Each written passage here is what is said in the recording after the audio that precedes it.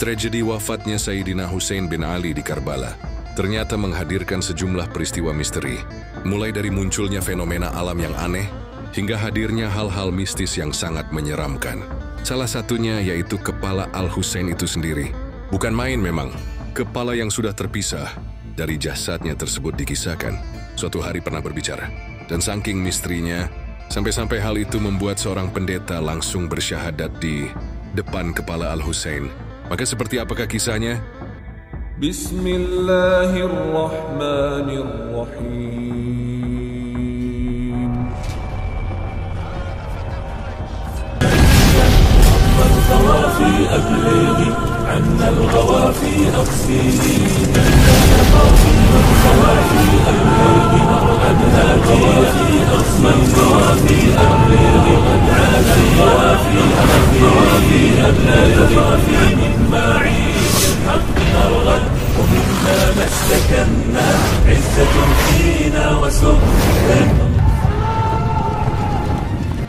Berbicara mengenai tragedi Karbala, memang selalu mengundang perasaan duka yang begitu mendalam. Karena pada peristiwa tersebut, putra seorang Khalifah Ali bin Abi Thalib, yang sekaligus merupakan cucu Nabi Muhammad SAW, wafat karena terbunuh, yang disesalkan dari meninggalnya Al-Husain.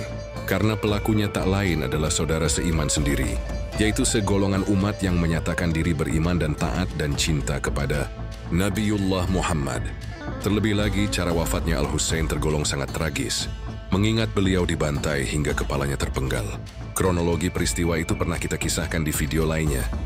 Mungkin dapat diterima dan dikatakan wajar, andai kata Al-Husain meninggal di tangan kaum kafir yang memerangi Islam. Namun sayang, yang terjadi justru sebaliknya.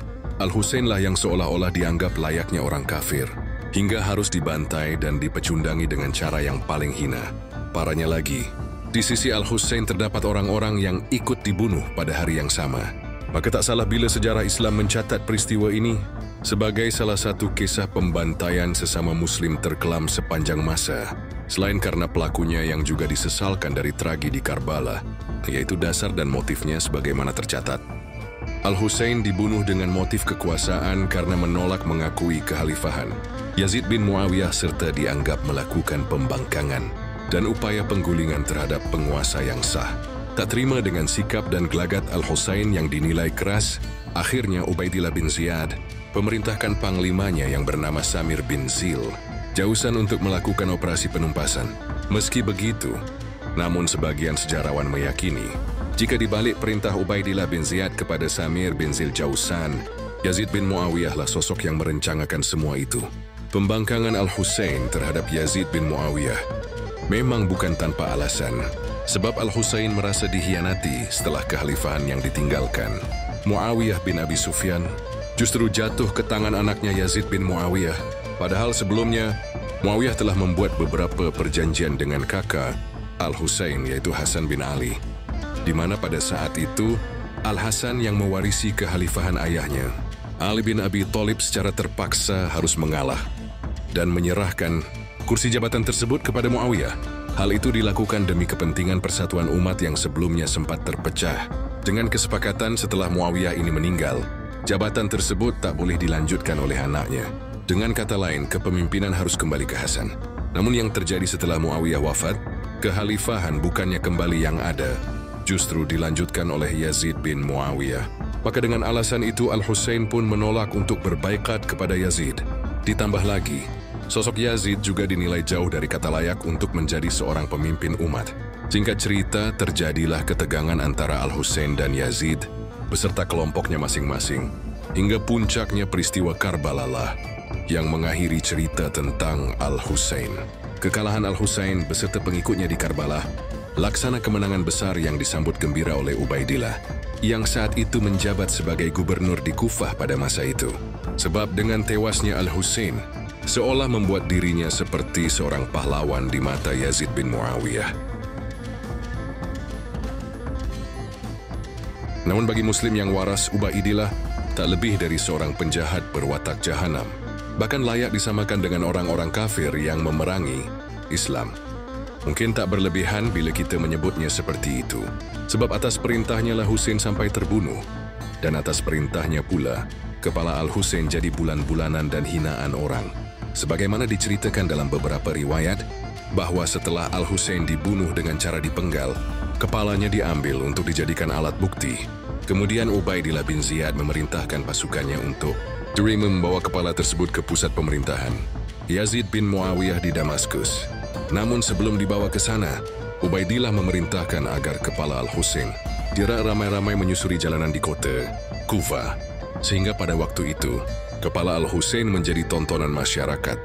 Bahkan saking biadabnya, kepala Al-Husain sampai diletakkan di ujung tombak, sembari diacungkan ke arah langit, sambil diiringi sorak-sorakan ria serta kalimat-kalimat cacian, seolah ingin memperlihatkan jika kepala tersebut merupakan simbol kemenangan heroik. Hal itu pun juga mereka lakukan saat kepala Al-Husain sedang dibawa menuju ke kota Damaskus. Tetapi yang namanya kebatilan pasti akan terungkap. Maka dengan kuasa serta izin dari Allah Subhanahu wa Ta'ala, kepala suci Al-Husain pun seketika dapat berbicara. Dalam berbagai riwayat disebutkan, kisah berbicaranya kepala Al-Husain terjadi saat pasukan Ubaidillah bin Ziyad sedang menempuh perjalanan panjang dari Kufah ke Damaskus. Tepatnya ketika mereka mampir di sebuah tempat dekat dari biara.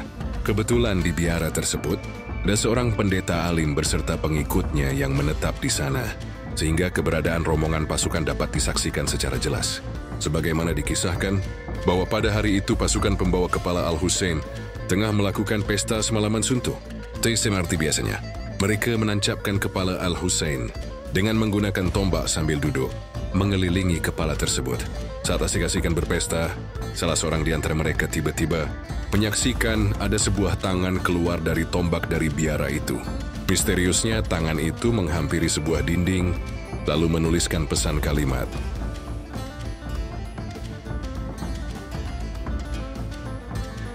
Apakah umat yang membunuh Al-Husain masih mengharap syafaat kakeknya pada hari perhitungan? Menyaksikan hal demikian, para pasukan pun sontak merasa ketakutan. Namun karena penasaran di antara mereka, ada yang berupaya menghampiri tangan misterius tersebut. Begitu ingin dihampiri, tangan itu pun seketika menghilang. Tapi saat pasukan kembali ke tempatnya, tangan itu muncul kembali dan menuliskan kalimat lagi. Tangan misterius itu menuliskan kata-kata, "Tidak demi Allah, tidak ada pemberi syafaat bagi mereka. Mereka pada hari kiamat berada dalam siksaan yang dahsyat." Kemudian tangan itu menulis lagi, "Mereka telah membunuh Husain secara aniaya." Keputusan mereka bertentangan dengan Al-Quran. Karena tak tahan melihat peristiwaan itu, para pasukan pun lantas menghentikan pesta mereka, sambil cepat-cepat mengamankan kepala Al-Husain dan memasukkannya ke dalam sebuah kotak. Lalu mereka pun kembali ke tempat istirahat mereka masing-masing. Sementara saat waktu memasuki tengah malam, ada seorang pendeta di biara itu yang mendengar adanya suara orang yang meratap. Selain itu, dia juga mendengar suara seseorang yang sedang bertasbih. Karena penasaran, sang pendeta itu lantas menengok dari bilik jendela. Betapa kagetnya sang pendeta saat ia melihat pancaran cahaya dari langit turun menerangi sebuah kota yang tak jauh dari tempatnya, yang membuatnya tambah terkejut. Pendeta itu juga mendengar suara orang yang mengucap salam yang berasal dari cahaya tersebut. Hingga pada akhirnya, sang pendeta pun berniat untuk mencari tahu apa isi dari kotak aneh misterius itu. Ketika waktu memasuki waktu pagi, sang pendeta segera keluar dari biara, lalu mendatangi para pasukan itu. Kemudian pendeta itu bertanya, "Wahai tuan-tuan, apa isi dari kotak yang kalian bawa itu?" Salah seorang pasukan itu menjawab, "Wahai pendeta biara, isi kotak itu adalah kepala Husain bin Ali." Sang pendeta bertanya lagi, "Siapa nama ibunya?" Dijawab lagi oleh salah seorang pasukan, "Ibunya bernama Fatimah binti Muhammad." Mendengar jawaban itu, sang pendeta lantas berkata, "Celakalah kalian, atas apa yang sudah kalian perbuat sungguh benar.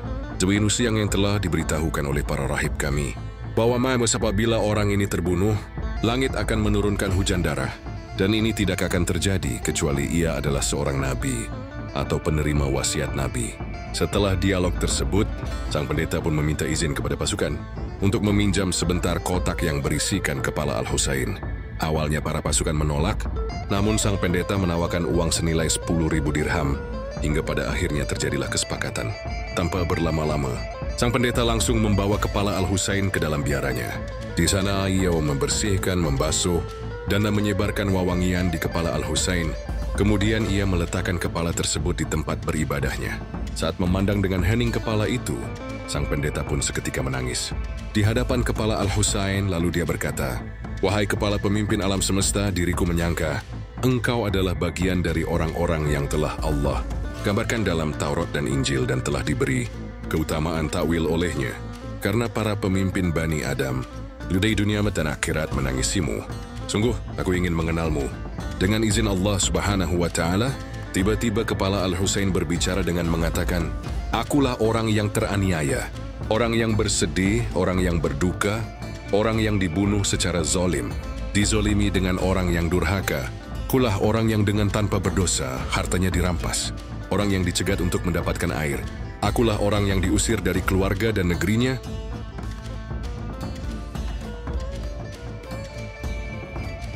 Dengan perasaan terguncang, sang pendeta berkata, "Demi Tuhan, wahai kepala suci, jelaskan tentang dirimu lagi." Kepala Al-Husain pun menjawab lagi, "Kau dia ada putra Muhammad Al-Mustafa, putra Ali Murtada, putra Fatimah Az-Zahra, putra Khadijah Kubra, putra Urwatul Wudskak. Aku adalah syahid Karbala. Orang yang terbunuh di Karbala, teraniaya di Karbala, kehausan di Karbala."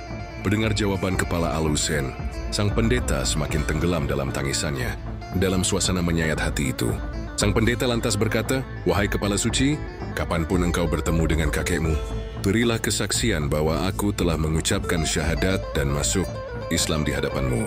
Singkat cerita, sang pendeta pun akhirnya pergi, meninggalkan biara itu, dan melanjutkan hidupnya sebagai seorang muslim. Wallahu a'lam bishawab. Semoga kisah ini bermanfaat. Lebih dan kurangnya mohon dimaafkan. Yang benar, datangnya dari Allah Subhanahu wa Ta'ala. Khilaf atau keliru itu datangnya dari saya pribadi sebagai manusia biasa. Sampai ketemu di kisah-kisah seru yang penuh makna selanjutnya. Saya akhiri. Wassalamualaikum warahmatullahi wabarakatuh.